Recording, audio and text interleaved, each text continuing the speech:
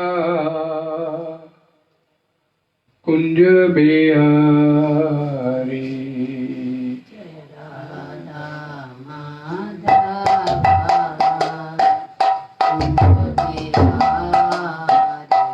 जय राधा माधवा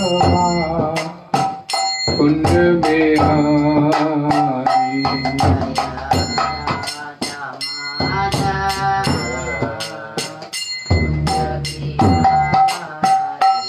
जय गोपीजन वल्लभा गिरिवरधारी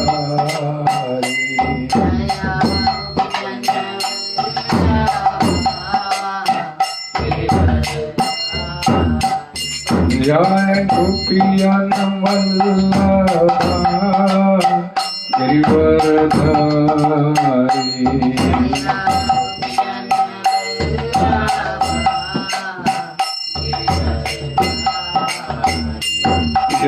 यशोदानंदन ब्रज जन रंजन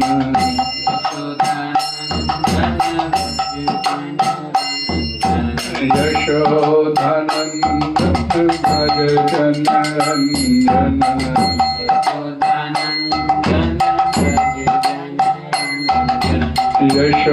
यशोदानंदन ब्रज जन रंजन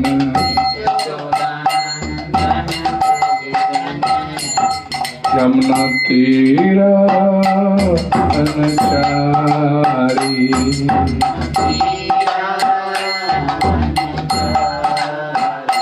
यमुना तीरा बनचारी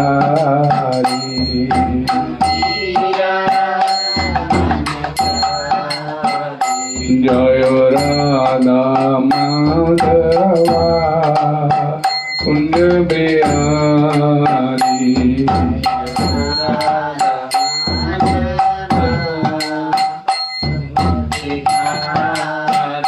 जय राधा माधवा कुंज बिहारी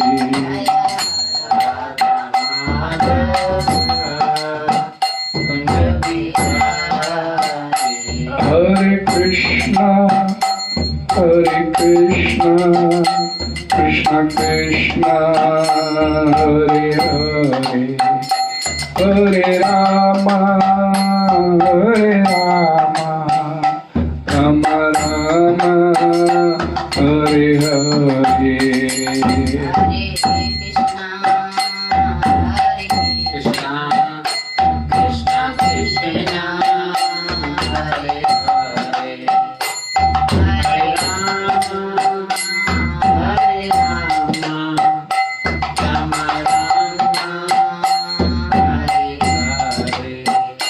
हरे Krishna Krishna Krishna Hare Hare Hare Ram Ram Ram Hare Hare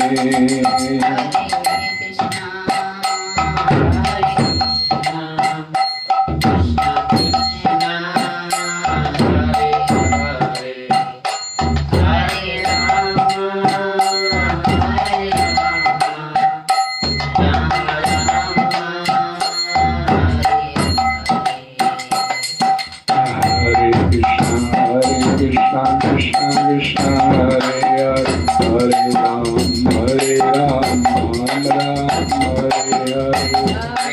Krishna Krishna Krishna Hare Hare Hare Ram Ram Hare Hare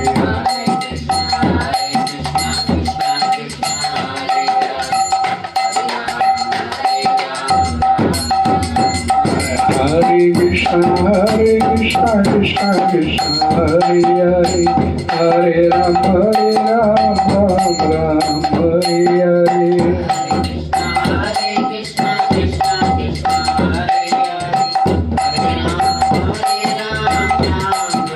Hare Hare Krishna Krishna Krishna Hare Hare Hare Rama Ram Ram Hare Hare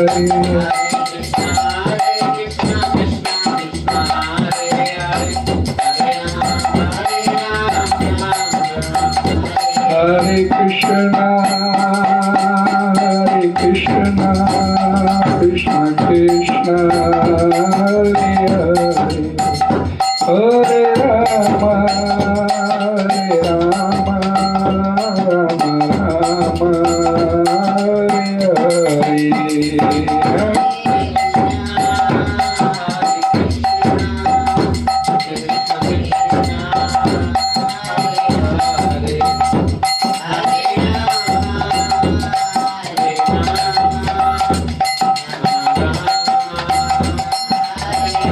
Nitai Gaur Hari Bol Hari Bol Hari Bol Hari Bol Nitai Gaur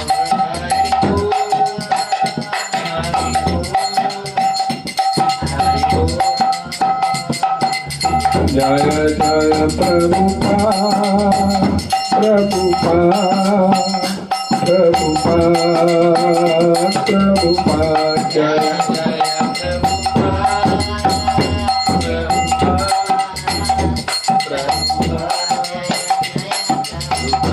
Jaya Prabhupada Prabhupada Bhakti Vedanta Shila Prabhupada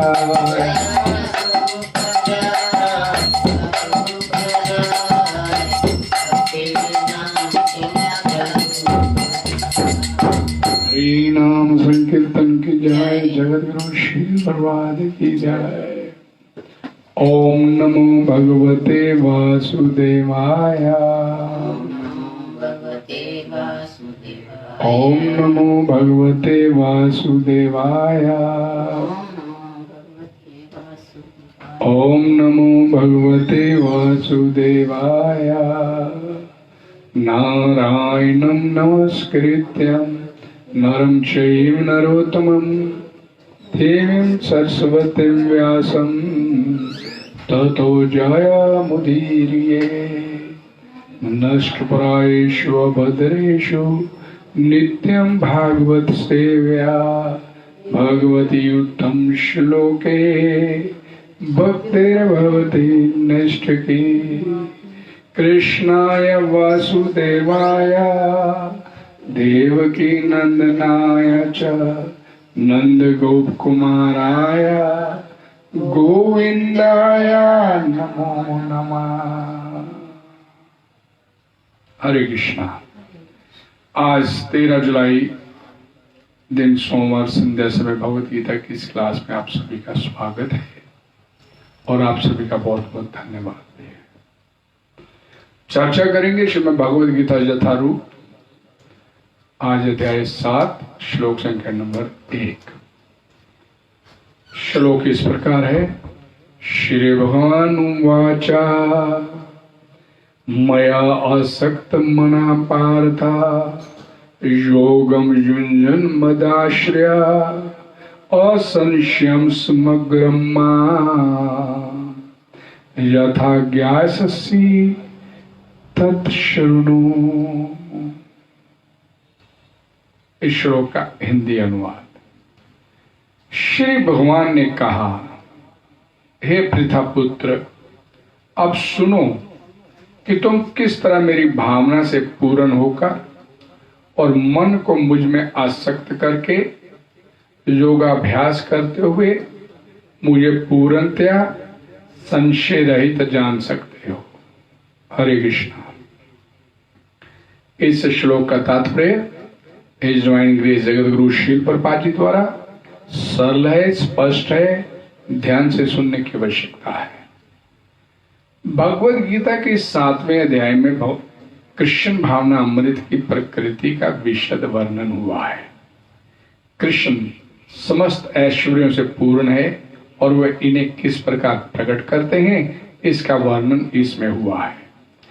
इसके अतिरिक्त इस अध्याय में इसका भी वर्णन है कि 4 प्रकार के भाग्यशाली व्यक्ति भगवान कृष्ण के प्रति आसक्त होते हैं और 4 प्रकार के भाग्यहीन व्यक्ति भगवान कृष्ण की शरण में कभी नहीं आते। प्रथम 6 अध्यायों में जीवात्मा को अभौतिक आत्मा के रूप में वर्णित किया गया, जो विभिन्न प्रकार के योगों द्वारा आत्म साक्षात्कार को प्राप्त हो सकता है। 6ठे अध्याय के अंत में यह स्पष्ट कहा गया कि मन को कृष्ण पर एकाग्र करना, या दूसरे शब्दों में कृष्ण भावना अमृत ही सर्वोच्च योग है। मन को कृष्ण पर एकाग्र करने से मनुष्य परम सत्य को पूर्णतः जान सकता है, अन्यथा नहीं। निर्विशेष ब्रह्म ज्योति या अंतर्यामी परमात्मा की अनुभूति परम सत्य का पूर्ण ज्ञान नहीं है, क्योंकि ये आंशिक होती है। कृष्ण ही पूर्ण तथा वैज्ञानिक ज्ञान है और कृष्ण भावना अमृत में ही मनुष्य को सारी अनुभूति होती है। पूर्ण कृष्ण भावना अमृत में मनुष्य जान पाता है कि कृष्ण ही निस्संदेह परम ज्ञान है। विभिन्न प्रकार के योग तो कृष्ण भावना अमृत के मार्ग के सोपान सदृश हैं। जो व्यक्ति कृष्ण भावना अमृत ग्रहण करता है वह सर्वथा ब्रह्म ज्योति तथा परमात्मा के विषय में पूरी तरह जान लेता है। कृष्ण भावना अमृत योग का अभ्यास करके मनुष्य सभी वस्तुओं को यथा परम सत्य, जीवात्माएं, प्रकृति तथा साज सामग्री समेत उनके पराकाष्ठे को पूरी तरह जान सकता है। अतः मनुष्य को चाहिए कि 6ठे अध्याय के अंतिम श्लोक के अनुसार योग का अभ्यास करे। परमेश्वर कृष्ण पर ध्यान की एकाग्रता को नवदा भक्ति के द्वारा संभव बनाया जाता है, जिसमें श्रवणम अग्रणी एवं सबसे महत्वपूर्ण है। अतः भगवान अर्जुन से कहते हैं तत् श्रृणु, अर्थात मुझसे सुनो। कृष्ण से बढ़कर कोई प्रमाण नहीं, अतः उनसे सुनने का जिसे सौभाग्य प्राप्त होता है वह पूर्णतः कृष्ण भावना भावित हो जाता है।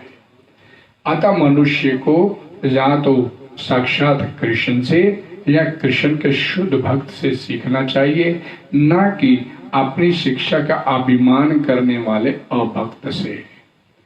परम सत्य श्री भगवान कृष्ण को जानने की विधि का वर्णन श्रीमद् भागवत के प्रथम स्कंद के 2वें अध्याय में इस प्रकार हुआ है। शृण्वताम शुभ कथा कृष्णा पुण्य श्रवण कीर्तना ही हृदयंतस्थो ही अभद्राणि विदुनोति सुहृत्स्ताम नष्ट प्रायेषु भद्रेषु नित्यम भागवत सेवया भागवती उत्तम श्लोके भक्तिर्भक्ति नष्ट की तदा रजस्तमो भावा काम लोभध्यश्च ये चेत एतरनाभिधम सिद्धम सत्वे परसीदति एवं प्रसन्न मनसो भगवत भक्ति योगता भगवत तत्व विज्ञानम मुक्त संगस्य जायते विद्यते हृदय ग्रंथे शिष्यदन्ते सरल संशया क्षीयन्ते चास्य कर्माणि दृष्टा एवात्मनि ईश्वरे। वैदिक साहित्य से भगवान श्री कृष्ण के विषय में सुनना या भगवत गीता से साक्षात उन्हीं से सुनना अपने आप में पुण्य कर्म है, और जो प्रत्येक हृदय में वास करने वाले भगवान कृष्ण के विषय में सुनता है उसके लिए वे शुभेच्छु मित्र की भांति कार्य करते हैं, और जो भक्त निरंतर उनका श्रवण करता है उसे वे शुद्ध कर देते हैं। इस प्रकार भक्त अपने सुप्त दिव्य ज्ञान को फिर से पा लेता है। ज्यों ज्यों वह भागवत तथा भक्तों से कृष्ण के विषय में अधिक सुनता है त्यों त्यों वह भगवत भक्ति में स्थिर होता जाता है। भक्ति के विकसित होने पर वह रजो तथा तमो गुणों से मुक्त हो जाता है, और इस प्रकार भौतिक काम तथा लोभ कम हो जाते हैं। जब ये कल्मश दूर हो जाते हैं तो भक्त सतोगुण में स्थिर हो जाता है, भक्ति के द्वारा सपूर्ति प्राप्त करता है और भगवत तत्व को पूरी तरह जान लेता है। भक्ति योग भौतिक मोह की कठिन ग्रंथि को भेदता है और भक्त को असंशयम समग्रम अर्थात परम सत्य श्री भगवान को समझने की अवस्था को प्राप्त कराता है। भागवत 1, 2, 17, 21। अतः श्री कृष्ण से जहाँ कृष्ण भावना भावित भक्तों के मुखों से सुनकर ही कृष्ण तत्व को जाना जा सकता है। हरे कृष्णा।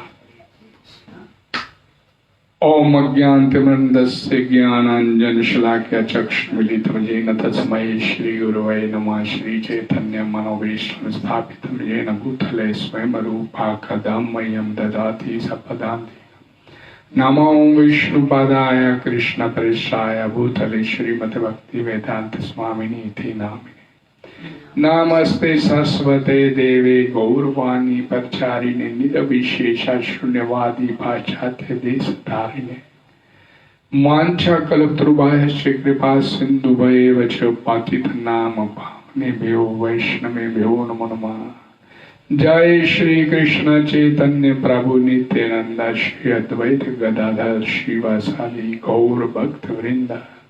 हरे कृष्णा कृष्ण कृष्ण हरे हरे, हरे राम राम राम हरे हरे। भगवत वाणी में भगवद गीता की जय। जगत गुरु श्री प्रभुपाद जी की जय।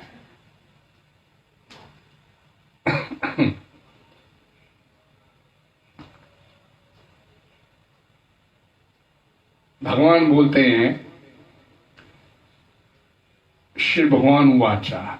अभी ये 7वां अध्याय हमने शुरू किया और 7वें अध्याय का पहला ही श्लोक, जबकि इसके पहले हमने कल 6ठे अध्याय का लास्ट श्लोक था 47वां। हमने कल 6ठा अध्याय समाप्त किया। 6ठे अध्याय से पहले आप सब जाने इस बात को कि भगवान श्री कृष्ण ने अंत में आकर निचोड़ निकाला 6ठे अध्याय के कि भाई तू तस्मात् योगी भव अर्जुना, तू योगी बन जा। 46 श्लोक का था ये। 46वां की तू उसमें भगवान बोलते कि तू योगी बन जा, क्योंकि योगी जो है वो तपस्वी, तपस्या करने वाले से, ध्यान करने वाले से, कर्म करने वाले सबसे श्रेष्ठ है। बस योगी बन जा। तो इसलिए अपना निर्णय दिया भगवान ने कि तो योगी हो जा। अब अर्जुन ने ये नहीं पूछा, क्योंकि चैप्टर तो ध्यान योग था, योगी किस प्रकार का हुआ जाए, योगी किस प्रकार हुआ जाए, कौन सा योगी? हठ योग, तप योग, ध्यान योग, कर्म योग, ज्ञान योग, भक्ति योग, ये योग, वो इतने योग आपने बता दिए। अब कौन सा योग योगी बनूं? तो पूछा नहीं था अर्जुन ने, लेकिन भगवान बड़े भक्त वत्सल होते हैं, तो उन्होंने अपनी तरफ से निर्णय दे दिया कि योगी नाम सर्वेशाम अपि,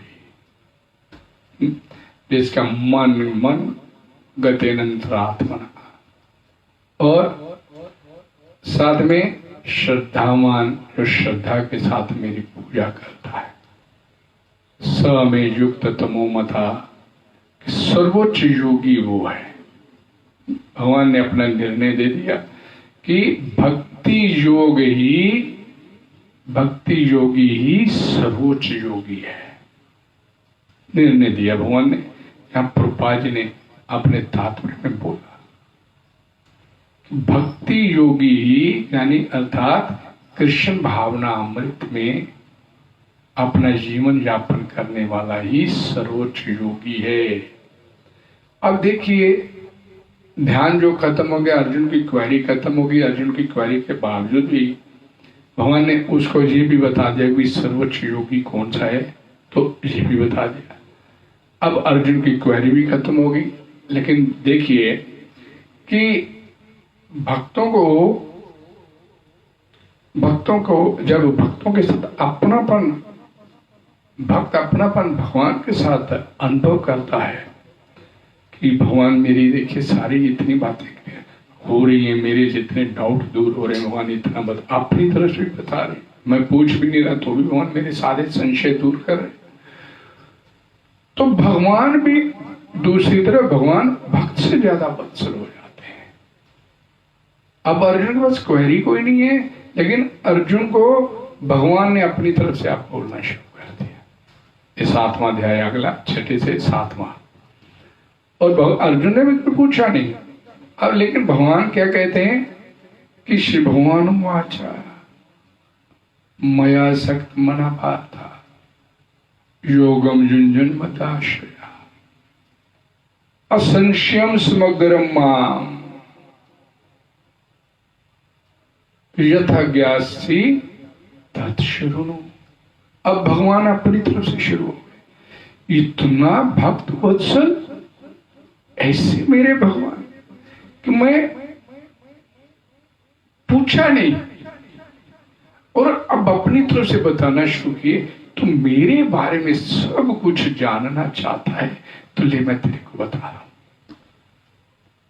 इतनी भक्त वत्सलता इस सिर्फ भगवान में। भक्त इतना अपनापन दिखा रहा है तो भगवान उससे ज्यादा। और यहां भगवान गुरु की भूमिका में भी है। नहीं, शिष्य अंदर जिज्ञासु है, जानने वाला है। अब उसको समझ में नहीं आ रहा कि मैं क्या पूछूं, तो भगवान गुरु जो है अपना अंदर खोल के सब कुछ उड़ेल देना चाहता है। ये ले भी मेरे पास तो जो कुछ है ले ले, सब लुटा दूंगा। अर्जुन के पास अब सवाल नहीं है। अर्जुन का सवाल क्लियर कर दिया, अपनी तरफ से भी बता दिया। अब फिर भगवान आपको आगे बता रहे और कर क्या, मया सक्त मना पाता, अपना मन मेरे में सक्त कर। वही बात जो पहले बोली, मत गते ना आत्मा, अपना मन मेरे में तलीन कर। यहां भी भगवान होते मया असक्त, अपना मन मेरे में टेच।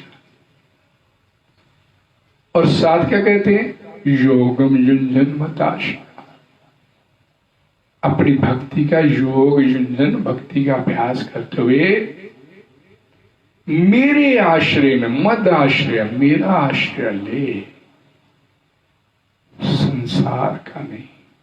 दो ही आश्रय है इस सृष्टि में जो जीवात्मा लेके बैठता है, एक भगवान का आश्रय, एक संसार का आश्रय। ये हम सभी को मालूम है कि हमने किस किस का आश्रय लिया है। भगवान का लिया या संसार का लिया है। और जिन्होंने संसार का आश्रय लिया है उस जीवन में दुख उठा रहे हैं, और जिन्होंने भगवान का आश्रय ले लिया वो आनंद में जीवन बिता रहे हैं।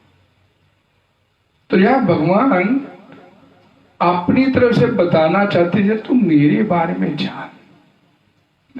वेदा अहम संतितानि वर्तमानानि च अर्जुना भविष्यानि च भूतानि मां तु वेद ना कश्चन। मैं तेरा भूतकाल, वर्तमान काल, भविष्य काल सब जानता हूं, लेकिन अफसोस कि मेरे बारे में कोई नहीं जानता। माम तु वेद ना कश्चन, मेरे बारे में नहीं। और अब यहां भगवान खुद कहते हैं असंशयम समग्रम माम, जान लेगा मेरे को विदाउट एनी डाउट, असंशयम निसंदेह, समग्रम पूरा का पूरा मेरे को तो जान जाएगा। करना क्या है भगवान को जानने के लिए? भगवान को जानना है, पूरा जानना है। उस सृष्टिकर्ता के बारे में आपको कुछ पता करना है, उसे मिलना है, उसका दर्शन करना है। तो करना क्या है, यथा ज्ञासी तत् शृणु, खत्म कर दी बात। सिर्फ सुन, मेरे बारे में सुन, मेरे बारे में सुन। अब देखिए, मैं किसी व्यक्ति को बोलूं भाई मेरे को भगवान के बारे में बता, अब पता नहीं प्रमाणिक कि नहीं प्रमाणिक है। या तो सोर्स खुद भगवान स्वयं खुद कह रहे हैं मेरे से सुनो। भगवान खुद अपने बारे में बताना चाहते हैं अपने भक्त को, कोई बीच में माध्यम नहीं है। मेरे बारे में सुन, मुझसे सुन, मुझसे सुनो। अब और क्या चाहिए किसी भक्त को? इससे बड़े करुणा सिंधु भगवान और कैसे हो सकते हैं? जब बोला गया मया आसक्त मना पार था, मेरे में मन आसक्त का मतलब अटैच हो जाना भगवान के साथ। आसक्ति संसार से नहीं, भगवान के साथ। और आसक्ति कहां होती है? यहां पर अधिक स्नेह होता है, मन बार बार वहीं जाता है। जिसके साथ आपका स्नेह है उसके बारे में लगातार आप सोचते रहते हैं, और फिर उसे, जिसके साथ आपकी आसक्ति है, मान लीजिए आपकी संसार में किसी के साथ आसक्ति है, तो आपको उसको याद करने के लिए परिश्रम नहीं करना पड़ता। वो आपके जहन में, आपके मन मस्तिष्क में बैठा रहता है। और आपको वो अपने आप ही याद आता है अंदर से। तो वो स्थिति भगवान कहते हैं मया आसक्त, अपना मन मेरे में लगा, अटैच कर। और इस संसार की जो नश्वर विषय भोग, विषय वस्तु में जो तेरा मन अटका हुआ है, उससे अपने आप को बाहर निकाल। उससे बाहर निकलेगा तो इधर लगेगा। अब तो ये हम यही कहें कि अब देखिए ना, कोई व्यक्ति, कोई नौजवान लड़का लड़की प्यार करते हैं, हम जिसे हम सो कॉल्ड प्यार बोलते हैं, प्यार है नहीं इस संसार में। ये प्रभुपाद जी ने क्लियर किया और तर्क दे के क्लियर किया इस बात को कि इस संसार में जब हम प्यार बोलते हैं तो उस सो कॉल्ड प्यार में हर लड़का लड़की घर बार जैसा कुछ भूल जाते हैं और घर बार छोड़ देते हैं, इसके लिए जान की बाजी लगा देते हैं, आत्महत्या कर लेते हैं, सब कुछ छोड़ जाते हैं। तो वो स्नेह जो है तेरा, इधर शिफ्ट कर मेरी तरफ। और मेरी तरफ ही तेरा आकर्षण का केंद्र होना चाहिए मन। मेरे बारे में तो सोचे, और इसके लिए और कोई तेरे पास सब्जेक्ट, विषय वस्तु तेरे पास कोई और नहीं होनी चाहिए। एक भगवान की बड़ी मैं विलक्षण बात बताता हूं भक्ति की, आप सभी भक्ति करने वालों के बड़े काम आने वाली बात है अगर आपने उसे ध्यान से सुना तो। भक्ति कितनी सरल है और कितना फल आपको प्रदान करने वाली है।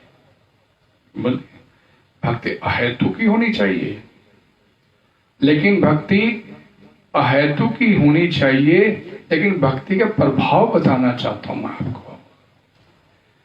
मैं तर्क के साथ इस बात को आपको बताने का प्रयास करता हूं कि भक्ति शुरू कैसे होती है। आप एक दुकानदार हैं, आपने एक कई नौकर काम करते हैं आपके पास, आपने एक और नौकर रखा अपने पास, घर में है या दुकान में है, कहीं भी आपने एक और नौकर रख लिया। नौकर आया आपके पास, हाँ जी बताओ जी सेवा क्या करनी है?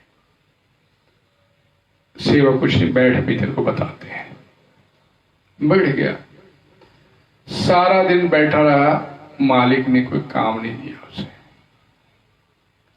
और बैठा बैठा मालिक के बारे में सोच रहा, मालिक कैसा है, काम ही नहीं दे रहा।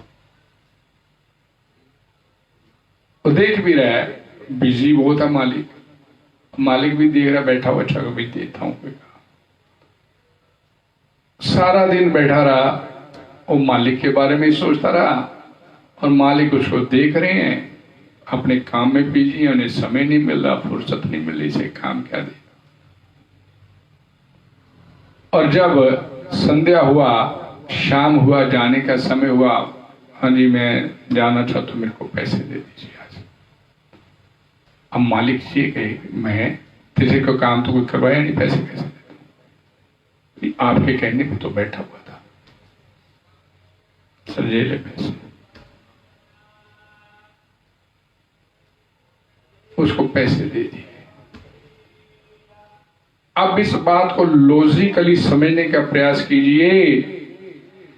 आप जब ध्यान करने के लिए बैठ गए, आपका मन नहीं लगा,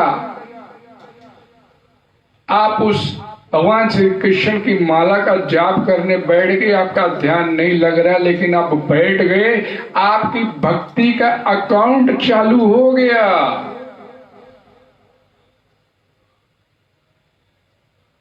एक संसारिक मालिक अपने सामने बैठे हुए व्यक्ति को, जिसने कुछ नहीं किया लेकिन उसको अपने लिए बिठा दिया, उसको शाम को दिहाड़ी दे सकता है। जो व्यक्ति भगवान श्री कृष्ण के नाम का जप करने के लिए बैठ गया, मन नहीं लगा, लेकिन उसकी दिहाड़ी देगा नहीं, उसके समय का नहीं देगा।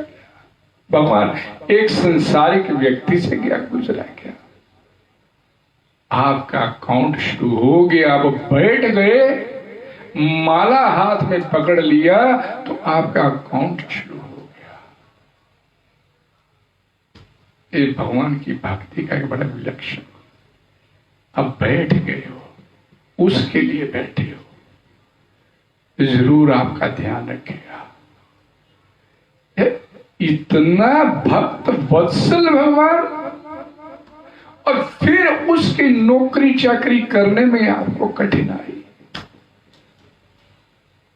ये तो अपना दुर्भाग्य होगा कि ऐसे भक्त वत्सल की नौकरी करने में, सेविकाई करने में, ये तो हमारा और बड़ा दुर्भाग्य होगा। ऐसे भगवान की सेविकाई छोड़ के उस संसार की, जो अपना न था, ना है, ना होगा, उसकी सेविकाई करने पे लगे। मद आश्रया, मेरे आश्रय में आ जा। जीवन निकलता जा रहा है, इस संसार का आश्रय लेके बैठे हुए। क्या मिला? क्या मिला आपको इस संसार में? जिस नश्वर विनाशशील संसार का आश्रय लेके बैठे, और जब जिस शरीरों का आश्रय लेके बैठे हैं, उससे आज तक मिला क्या? कोई अभय प्रदान हुआ आपको? कोई मिला? नहीं मिला। हिरण्यकशिपु ने भी ब्रह्मा जी का आश्रय लिया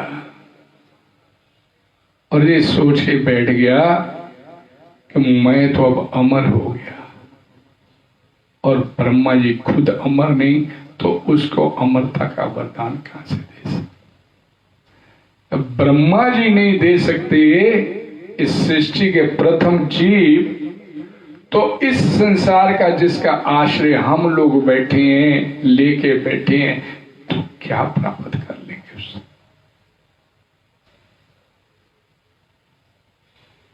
इस संसार के दुखों से छुटकारा प्राप्त करना है तो भगवान बोलते हैं मैया सक्त माना पार्था, और साथ में बोलते हैं योगम युंजन मदाश्रय। एक बात को ध्यान से सुनिए कि भगवान में कहते मेरे को मेरे आसक्त हो जाए और आश्रय भी मेरा हो, भगवान यहां पर बोलते हैं। लेकिन मन आसक्त होता है जिससे आपका प्रेम हो, जिससे प्रेम हो, जिससे प्रेम हो। ध्यान से सुनिए इस बात को। मन आपका आसक्त होगा वहीं पर जिससे आपको प्रेम होगा। और भगवान बोलते हैं कि आश्रय लिया जाता है जब, तो अपने से बड़े का ही लेंगे ना, इसकी छत्र छाया में रहेंगे तो कोई गुजारा ठीक हो जाएगा। अपने से किसी बड़े का आश्रय लेंगे तो ही तो हम सोचेंगे भाई इसके आश्रय में बैठे हैं, अपने आप संभाल करेगा हमारी। अपने से बड़े का आश्रय लिया जाता है जो, और अपने से बड़ा वो जिसे हम सोचते हैं कि ये समर्थ है, ये सर्वसमर्थ है। लेकिन सर्वसमर्थ तो मेरे गोविंद ही है, और कोई नहीं है इस संसार में। और प्रेम भी गोविंद से ही होगा, कृष्णा से ही होगा, और किसी से नहीं हो सकता। मैंने अभी पहले आप लोगों को बोला कि संसार में प्रेम, ये प्रेम शब्द जो है ये संसार की वस्तु नहीं है, ये आध्यात्मिक लोक, दिव्य लोक की वस्तु है प्रेम। इस बात को बड़े ध्यान से सुनिएगा, बड़ी आपको क्लैरिटी आएगी। मैं प्रभुपाद जी की कुछ लाइनें यहां पर आपको बताता हूं, ध्यान से सुनिएगा।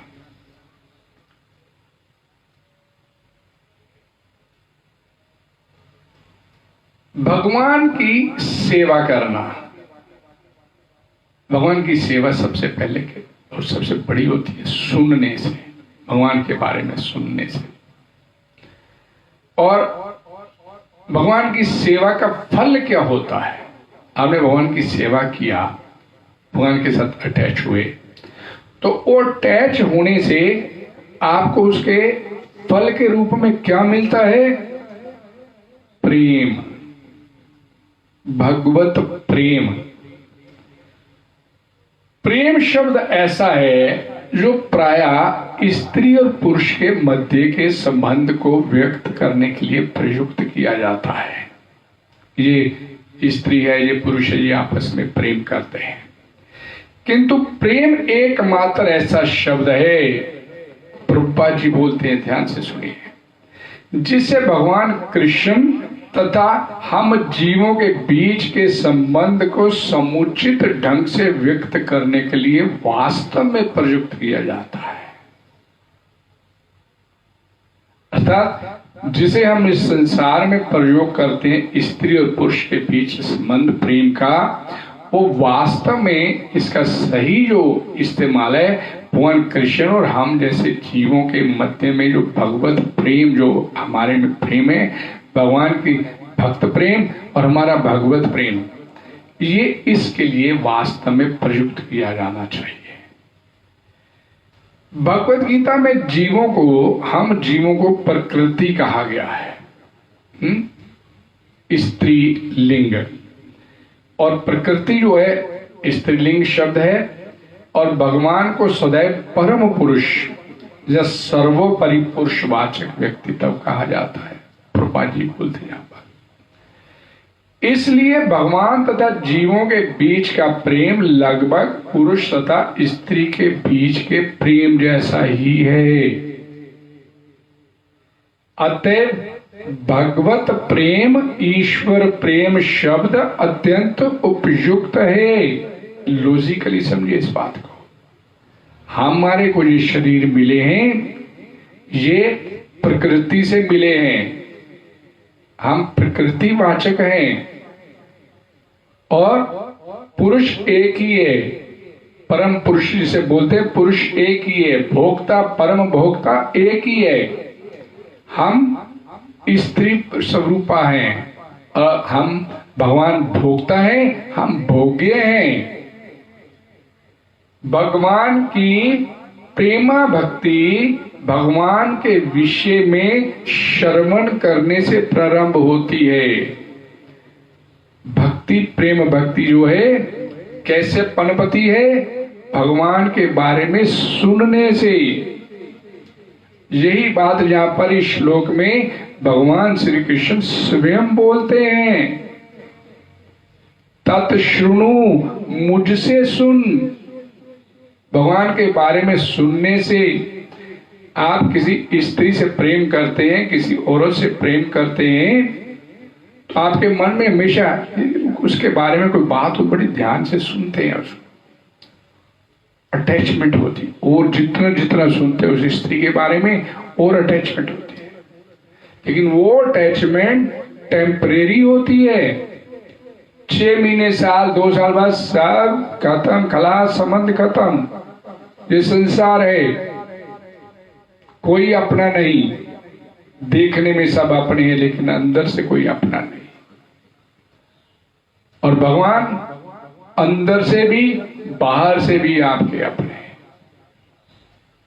भगवान अंदर से भी आपके और बाहर से भी आपके हैं। अब इस बात को ध्यान से सुनिए। भगवान तथा उनके विषय में सुनी गई विषय वस्तु में कोई अंतर नहीं होता। आप भगवान के बारे में कुछ सुनते हैं तो उसको जो सुनना है और वो भगवान जो है, इन दोनों में कोई अंतर नहीं। भगवान और भगवान के बारे, भगवान की कथा है या कुछ भी है, वो दोनों अभिन्न हैं, उनमें कोई अंतर नहीं है। भगवान सभी प्रकार से पूर्ण है और इस प्रकार उनमें तथा उनके विषय में सुनी गई विषय वस्तु में भी कोई अंतर नहीं होता। समझिए इस बात को। अतः उनके विषय में श्रवण करने का अर्थ है दिव्य शब्द के उच्चारण की प्रक्रिया के द्वारा उनसे एकदम सीधा संपर्क स्थापित हो जाना।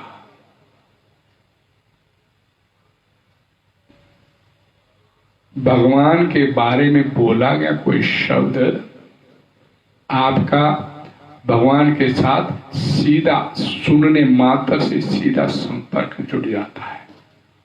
अब इसके एक प्रैक्टिकल एग्जाम्पल मैं आपको बताता हूं। शीला प्रभुपाद जी न्यूयॉर्क गए, अकेले थे, कोई आगे पीछे ऊपर नीचे उनका कोई नहीं था वहां पर सिवाय कृष्णा के।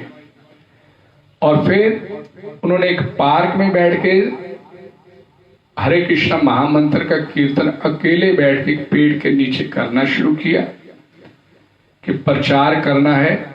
वहां इस तरह की स्थिति तो नहीं कि रोक के भाई तू कथा सुन, या भाई मैं तेरे को कुछ सुनाऊंगा तो सुन ले मेरे से। अकेले पार्क में बैठ जाते थे और बैठ के अपनी करताल के ऊपर अकेले ही घंटों बैठ के हरे कृष्ण महामंत्र का कीर्तन अकेले करते थे। समय गुजरा, दिन गुजरे, हफ्ते गुजरे, महीना निकल गया, कोई सुनने वाला नहीं। और अकेले जाते थे, पार्क में बैठते थे, हरे कृष्ण महामंत्र का कीर्तन करते।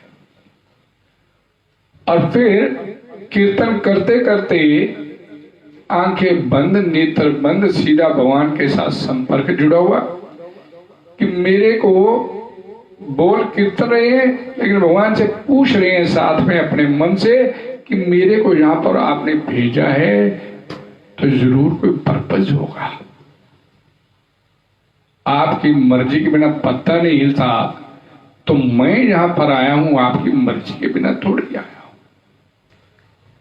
तो कोई तो पर्पज होगा। इतनी देर होगी, कोई मैं यहां पर रोज आता हूं, कोई सुनने वाला नहीं, कोई देखने वाला नहीं, कोई बोलने वाला नहीं। हरे कृष्ण महामंत्र का कीर्तन कर रहे हैं, आंखों से अश्रुपात हो रहा है। कहा मैं तो वृंदावन में बैठा था और कहा आपने मेरे को यहां पे लाके बिठा दिया। कोई तो इसका पर्पज होगा। और आंखों से अश्रुपात करते भगवान से सवाल पूछ रहे हैं। और जब उन्होंने आधे पौने घंटे बाद कीर्तन करते करते अपनी आंखें खोली तो सामने जितने लोग देखा कि गोल दायरे में 40-50 लोग उनको खड़े सुन रहे हैं। इतनी जल्दी सुनवाई। शीला प्रभुपाद जी बोलते थे प्योरिटी इज द फोर्स। आपके मन में जितनी शुद्धता है उतना भगवान आपको देते हैं। तत्काल रिएक्ट हुआ और सभी लोग सिर हिला के ऐसे ऐसे प्रभुपाद जी का वो कीर्तन सुन रहे हैं। प्रभुपाद जी ने बड़े उत्साह के साथ कीर्तन और तेज किया और समाप्त किया तो पूछा आपको कुछ समझ में आया?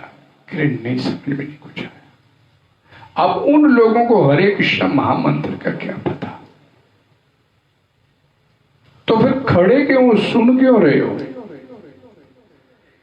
ये जो अब बोल रही है ना, ये बड़ा अच्छा लग रहा है।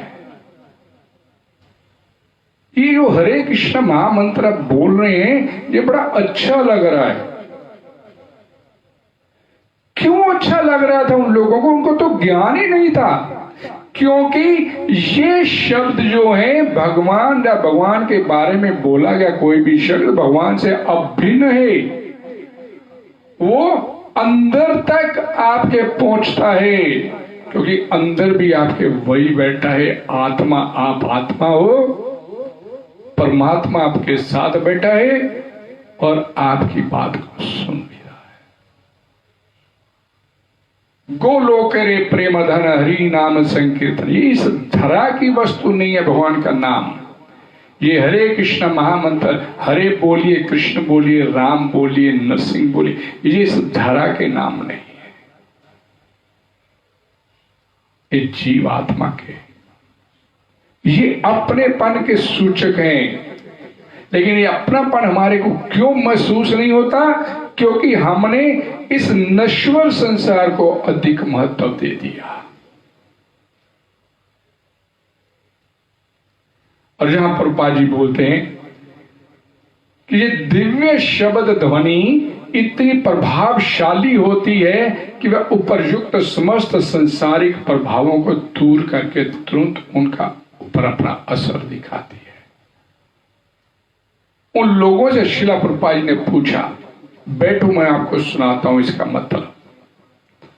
आप मेरे यहां पर, मैंने जहां पर रहता हूं वहां आइएगा, शाह आपको पूरी फिलोसफी बताई जाएगी। सभी लोग उठ के चले गए। 2-4 लोग सुनने के लिए रहे। 2 रह गए, 2 पहुंच गए उनके बाद। 2 से 4 हुए, 4 से 40 हुए, 4 से 40 से 400, 400 से 4, काफिला पूरी दुनिया में बढ़ता चला गया। क्यों? क्योंकि ये जो शब्द ध्वनि है, ये दिव्य ध्वनि है। आप हरे कृष्ण महामंत्र बोलते हैं, बोलने मात्र से आपका अकाउंट शुरू हो जाता है। अपने मन से बोला या बेमन से बोला है, आपका अकाउंट शुरू हो गया, आपकी अटैचमेंट होनी शुरू हो जाएगी। आपने इसे बेमन से क्यों नहीं बोला? लेकिन भगवत गीता में भगवान बोलते, हम पढ़ चुके श्लोक को, स्वल्पम अपि यस्य धर्मस्य त्रायते मातो व्यात, कि हरे कृष्ण भी बोलेगा तो उसका भी तेरे को तेरी भक्ति का फल मान, और बड़े से बड़े संकट से बाहर निकाल के ले जाओ। त्रायते मातो व्यात, बड़े से बड़े संकट से बाहर निकाल के ले जाऊंगा।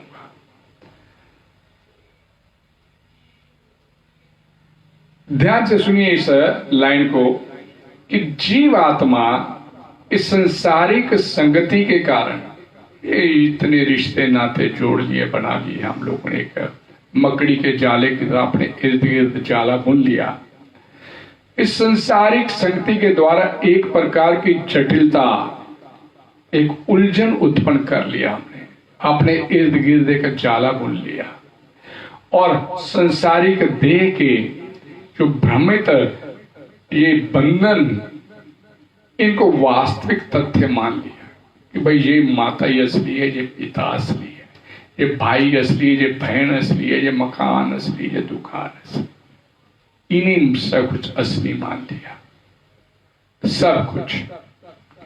और ऐसी झूठी उलझन के कारण ही विभिन्न जीव योनियों के जीव भिन्न भिन्न माध्यमों से एक दूसरे से मोहित होते चले जाते हैं। यहां तक कि मनुष्य जीवन की सर्वाधिक विकसित अवस्था में भी वही मोह अनेक प्रकार के वादों के रूप में चलता चला जाता है, और भगवान के साथ प्रेममय संबंध विभाजित होता चला जाता है। जो संबंध भगवान के साथ प्रेम का होना चाहिए था, वो संबंध हमारा विभाजित होकर इस संसार में पत्नी प्रेम में, भाई प्रेम में, बहन प्रेम में, माता प्रेम में, पिता प्रेम में ये विभाजित होता चला गया, बंटता चला गया। और परिणाम समाज में अशांति,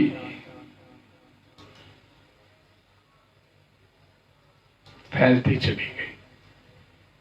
यहां पर प्रभुपाद जी बोलते हैं, भगवान श्री कृष्ण के बारे में लगातार सुनने मात्र से संसारिकता की ये झूठी उलझन तत्काल अपना प्रभाव दिखाती है और धीरे धीरे खत्म होती चली जाती है, सिर्फ भगवान के बारे में सुनने मात्र से। और उसका परिणाम क्या होता है? यस्य वैष्णमानायाम कृष्ण परम पुरुषे भक्तिर उत्पद्यन्ते पुंसाम शोक मोह भय अभाव। जैसे जैसे आप भगवान श्री कृष्ण के बारे में सुनते चले जाते हो, उस परम पुरुष भगवान श्री कृष्ण के बारे में, भक्ति उत्पद्यन्ते पुंसाम, जो भगवत प्रेम आपके अंदर जो इस संसार के प्रति बटा हुआ था, विभाजित हो गया था इस संसार के लोगों के साथ, वो बड़ी तेजी से भगवत प्रेम के रूप में अंदर से विकसित होना शुरू हो जाता है। और उसका परिणाम आपके जीवन में शोक, मोह और भय, ये तीन वस्तुएं। ना आपके जीवन में कोई शोक रहेगा, ना कोई मोह बना रहेगा इस संसार में, और किसी प्रकार का भय। भय क्या है इस संसार में? सबसे बड़ा भय मृत्यु का भय। अपहा सब खत्म हो जाएंगे।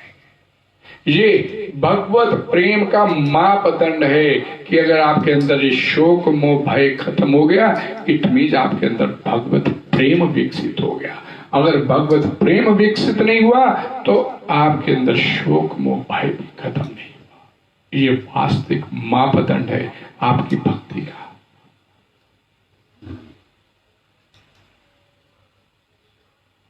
ध्यान दीजिए,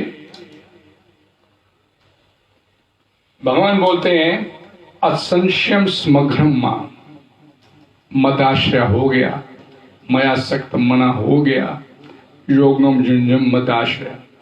असंशयम समग्रम मां, जिसका मन भगवान में आसक्त हो गया, अटैच हो गया, जुड़ गया भगवान के साथ ही, जो पूरी तरह से भगवान के ऊपर आश्रित हो गया, जिसने भगवान के साथ अपने वास्तविक संबंध को स्वीकार कर लिया, ऐसा पुरुष भगवान के बारे में अपने आप ही सब कुछ जानता चला जाता है।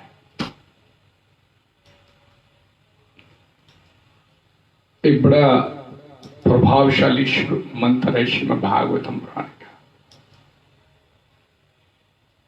वासुदेवा भगवती भक्ति योग प्रयोजिता जनात्याशु वैराग्यम ज्ञानम चौजत है। जैसे ही आपने भगवान वासुदेव के बारे में, श्रीमद् भागवतम पुराण का बड़ा महत्वपूर्ण मंत्र है, जैसे ही आपने श्री भगवान वासुदेव के बारे में सुनना शुरू किया, उसकी भक्ति प्रारंभ किया, जनात्याशु, विदाउट एनी फर्दर डिले, कोई देरी नहीं, तुरंत जनात्याशु वैराग्यम, इस संसार, इस विनाशशील, इस नश्वर संसार के प्रति आपके मन में जो वैराग्य की भावना है, बड़ी तेजी से। ज्ञानम, भगवत संबंधी ज्ञान, जो भगवान बताना चाहते हैं, यत अहेतुकम, तत्काल आपके अंदर से प्रकट होना शुरू हो जाएगा। तत्काल कैसे? प्रैक्टिकल समझिए इस बात को। आपने अंदर बैठे भगवान ईश्वर सर्वभूता नाम हृदय से अर्जुन तिष्ठति, मैं भी अंदर ही, मैं आत्मा हूं। आत्मा के साथ ही परमात्मा बैठा हुआ है। जब वो भगवत गीता में बोलते भगवान, मामय वंशो जीव लोके जीव भूता सनातना, मेरा अंश है, सनातन है, जन्म मरण नहीं इसका, मेरा भी जन्म मरण नहीं है, भगवान का नहीं तो मेरा भी नहीं। भगवान का अंश मैं, भगवान की संतान हूं, और अंश होने के कारण मेरे को भी पूर्ण ज्ञान है। लेकिन मेरा ज्ञान कहां गया? ये नश्वर संसार के साथ जुड़ के मेरे ज्ञान पर परते चढ़ गई संसारिकता की। और जैसे ही मैंने इस अज्ञानता के अंधकार में भगवत प्रेम रूपी अपनी प्रकाश पैदा किया, तत्काल अज्ञानता का अंधकार खत्म हो गया। जनत्याशु वैराग्यम ज्ञानम च यत हेतुकम, तत्काल आपके अंदर से ज्ञान, लेकिन आपके अंदर इच्छा होनी चाहिए। कोई देरी नहीं है उसको प्राप्त करने की, वो तो नित्य प्राप्त है। हम ही इस संसार की तरफ अपनी दृष्टि करके बैठे हुए हैं। मात्र हरे कृष्णा महामंत्र का जाप करना शुरू कर दीजिए। मात्र जाप करना शुरू कर दीजिए। हरे कृष्ण कृष्ण कृष्ण हरे हरे, हरे राम राम राम हरे। ये मात्र जपने से, और जपने की विधि इससे बोलना, इससे सुनना भी है।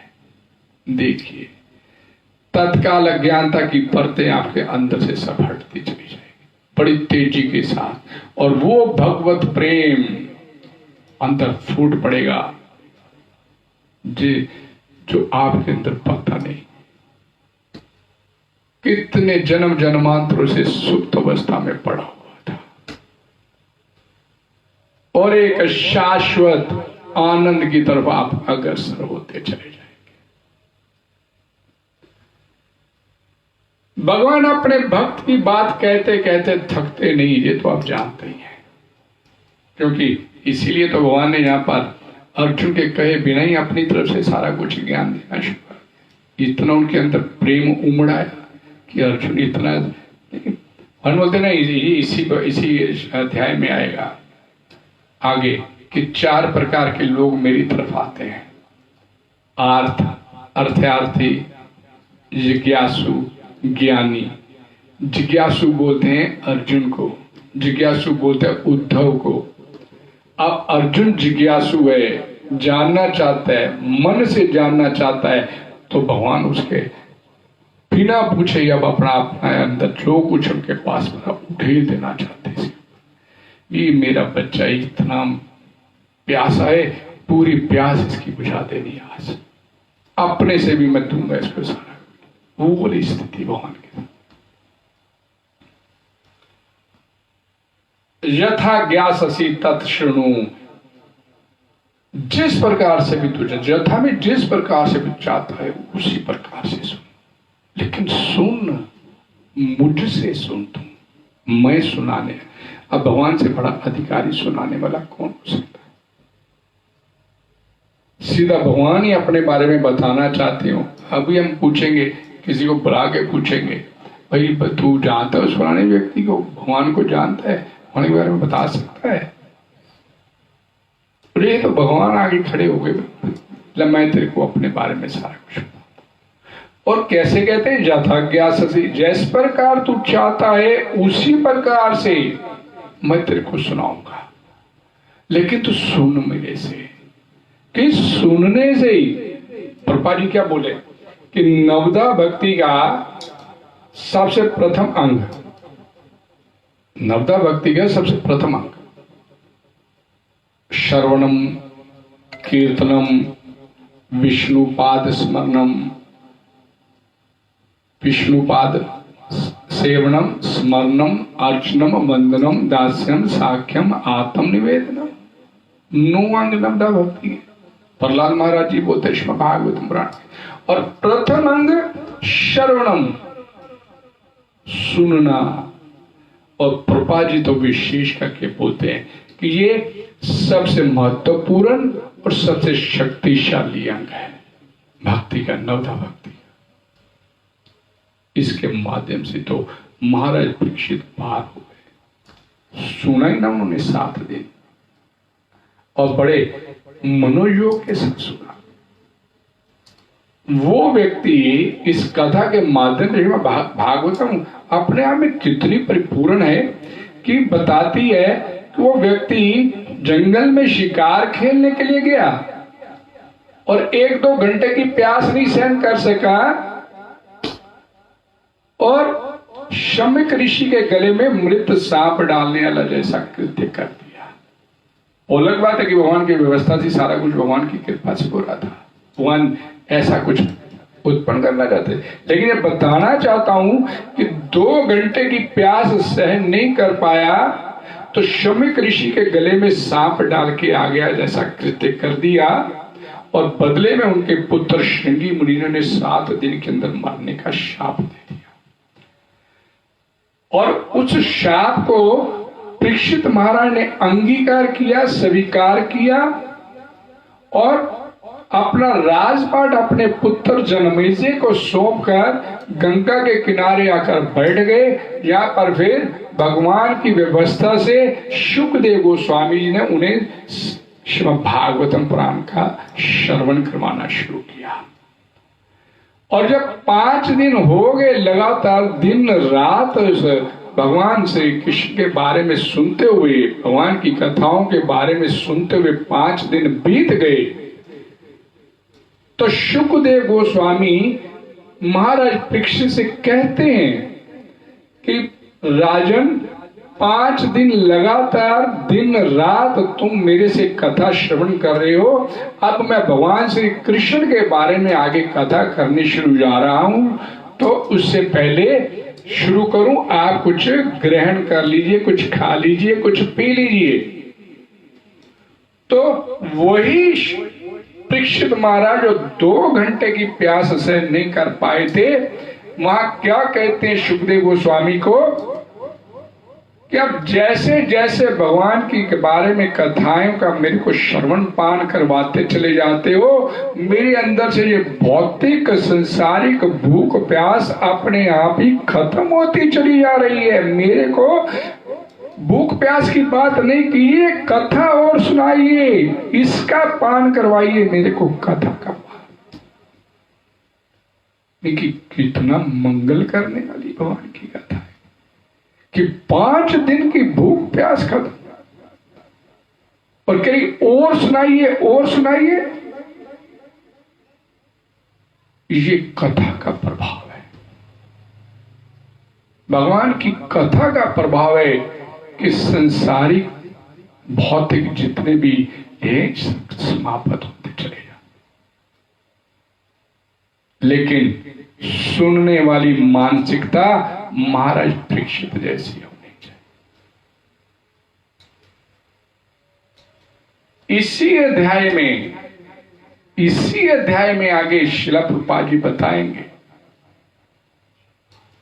कि हम जैसे 99.9% लोग दिखावे की भक्ति करते हैं, और भक्ति करने वाले तो 0.1%।